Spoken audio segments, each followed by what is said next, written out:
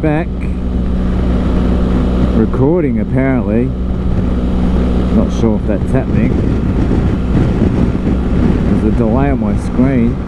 But we're on Arthurs Creek Road, Victoria. And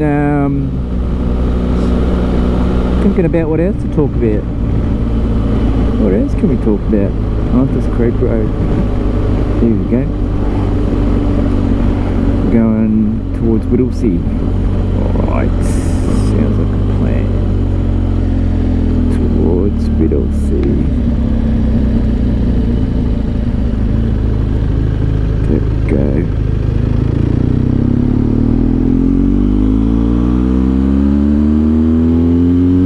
How's that third gear, eh? Does a lot, that third gear. Took me out of that slow roundabout to a really good pace, and nothing like that Steptronic, or they call it, the Germans, the BMW guys call it quick shift assist pro, quick shift assist pro.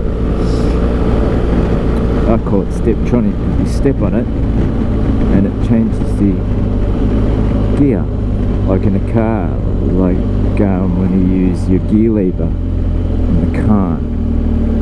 Steptronic. Steptronic is your hand or your feet, right, for changing gears.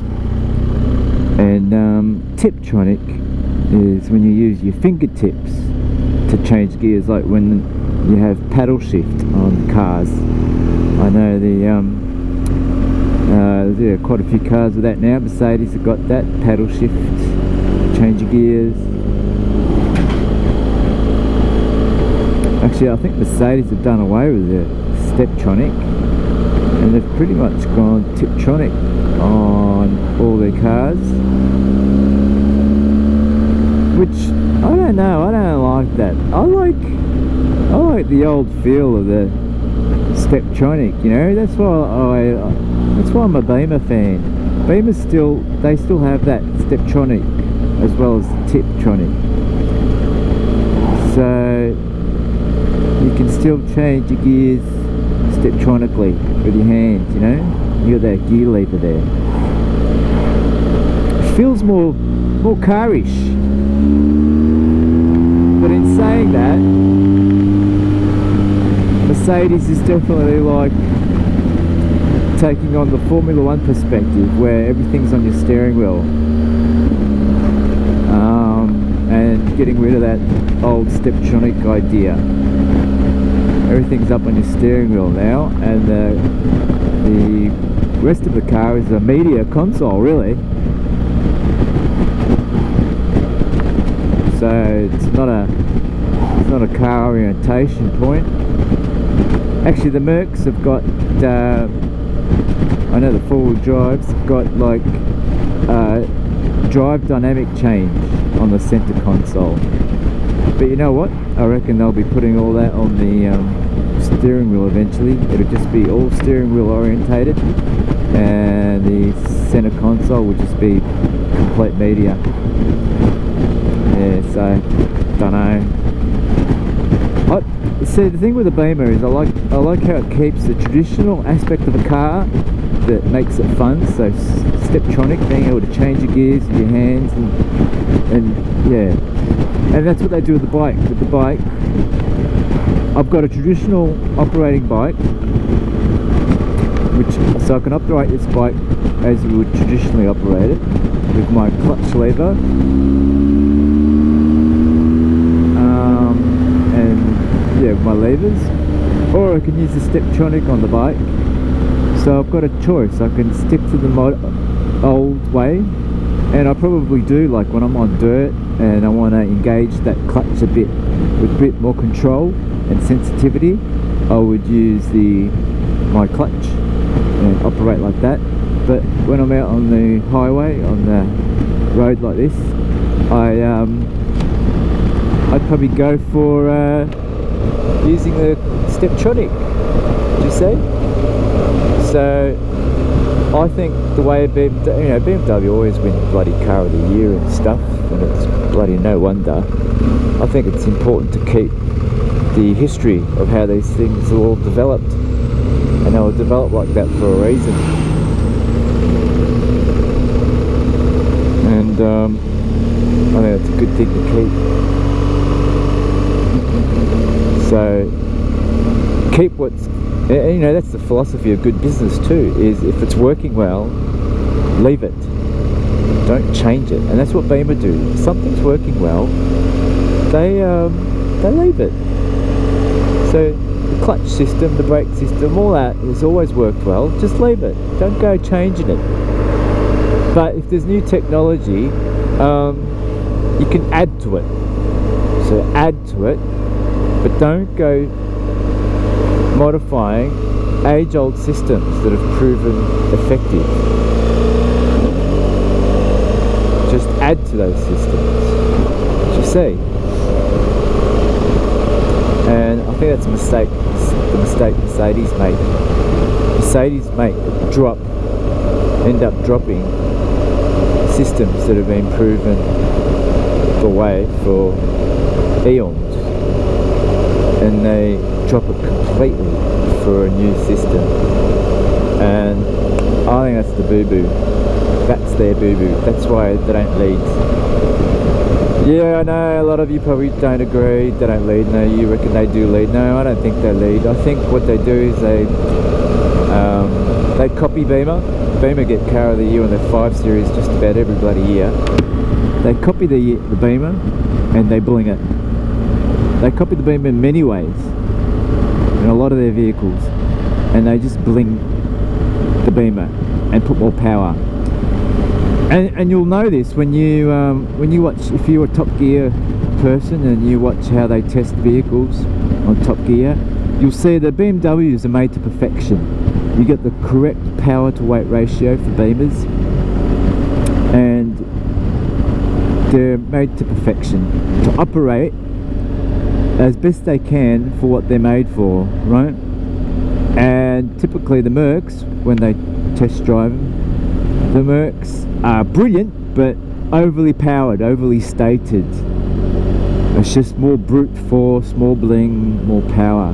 But it's not appropriate because it's too much power for what it's built for, and therefore more difficult to control and orient.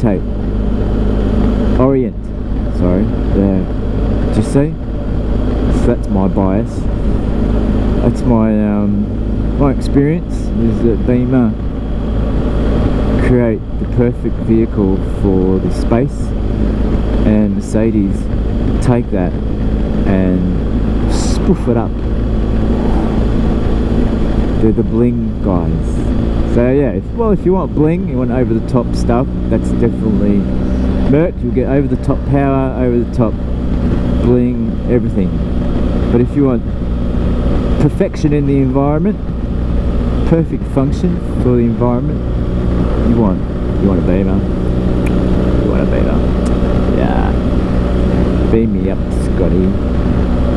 Hey, we're on Wallen Road talking about technology. And that's the same, the same thing with phones. You want a phone that's built perfectly for its environment and to function all round in many aspects perfectly as it should. You want an Apple. Sorry, you want an Apple. You want an Apple. Samsung is just the let's make it, but we'll make it better but cheaper. That's what Samsung is, and it doesn't perform as well.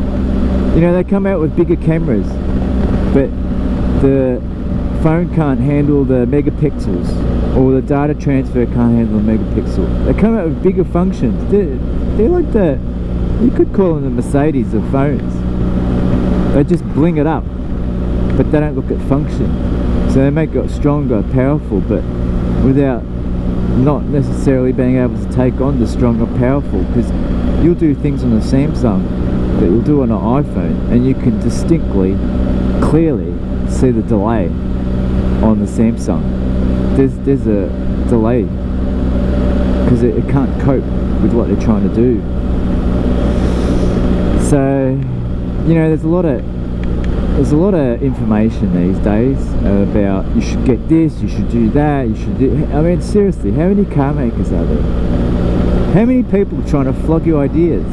And what are they all trying to do? They're trying to sell you something, aren't they? But you got to look at where companies originate from. So BMW originates, you know, they've been in the market that long that they don't chase the dollar. They chase sheer driving pleasure. They chase sheer engineering. That's what they chase, and they can chase it. They have the means to chase it. They can do it. Other companies can't do that. It takes a lot of startup to do that sort of stuff, but BMW have been around for a long time. They've had that philosophy from the beginning, and they still hold it, and they still aim for that. And just by aiming for sheer driving pleasure and sheer engineering, they sell this stuff. They sell at a really expensive price, but people know it's perfection, and they sell it. That's the same with Apple. Their goal isn't, let's just make a whole bunch of money. That's not their goal. That's what the goal turned to when they got rid of Steve Jobs. That's how they started to focus, and they went downhill. And then they got Steve Jobs back, and he turned it back around and said, no, that's not the focus. Our focus is to make absolutely perfect technology that can be used by humans in a perfect, brilliant way. It's not just about that dollar. It's about having it all work together seamlessly.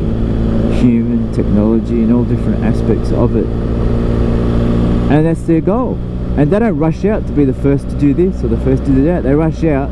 They don't even rush out. They just aim to integrate new technologies and have it work seamlessly together. So they might not be the first to bring out a certain aspect, but when they bring it out, you can be sure that it's functioning and integrated and working very well with everything else in your life.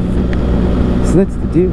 So I reckon with all the information you got around you, you gotta look for that piece of true information, or a piece of that true intention amongst lots of thousands of other intentions that just want you to give them some money. And so once you, I think it's simple. You just got to look at the company's intention and then just trust them. So for me, whatever Apple says, I go, yep, sure, gotcha, I'll do that. Might not make sense at first, like when the watch first came out, I go, oh, I don't like watches. But you know what, Apple's reckon this is great, the watch thing. Okay, let's try it. And I did, and it's like, wow, it's fantastic. I don't have to keep picking up my phone and looking at my phone to see if I got a message. My watch will tell me. So I'm no longer connected to my phone in my hand all the time. Finally, I can just leave my phone alone and just